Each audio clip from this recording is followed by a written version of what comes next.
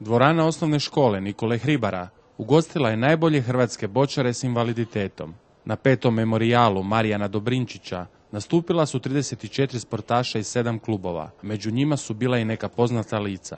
Tu su nam iz BC4 kategorije 3 reprezentativca koji evo u petak putuju u Dubai na World Open. To su Damir Juran, predsjednik Saveza, Davor Komar, naš prvak u prvenstvu Hrvatske i Melisa Osmanović. Velika su očekivanja hrvatskih reprezentativaca od nastupa u Dubaju. Idemo na medalju sigurno i igrat ćemo pojedinačno, osobno ja i moj partner i onda poslije ćemo igrati u paru. Tako da očekujemo 1 do 2 medalje. S njom se složio i njezin kolega Davor.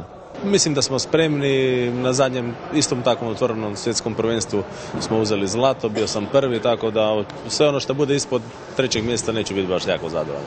Velika očekivanja ima i predsjednik Hrvatskog saveza bočanja osoba s invaliditetom.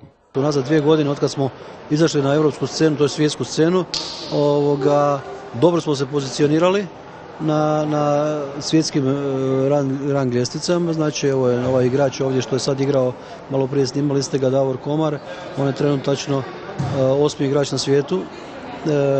Melisa igrala je preko na terenu, ona je, ja mislim da sam negdje 36. na svijetu, ja sam 70. A uvijek se očekuje medalje, pogotovo sada u ovoj postavi.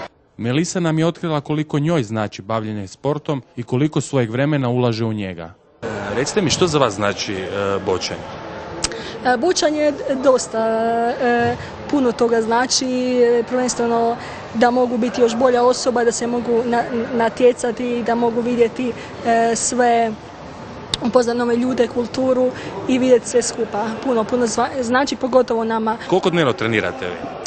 Treniramo dosta, treniramo po 4-5 sati svaki dan, imamo treninge, znamo odlaziti u Sloveniju, igrati sa suigračima i dosta ulažemo u sve to.